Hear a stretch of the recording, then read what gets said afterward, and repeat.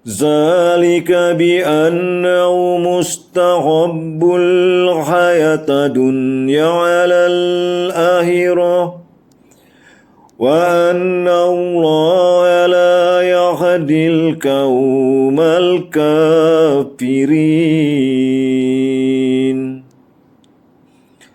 Kekufuran mereka yang demikian ialah kerana mereka lebih mengutamakan kehidupan dunia daripada hari akhirat, dan kerana Allah tidak memberi hidayah petunjuk yang menyampaikan kaum yang kufur dan ingkar kepada kebahagiaan di akhirat.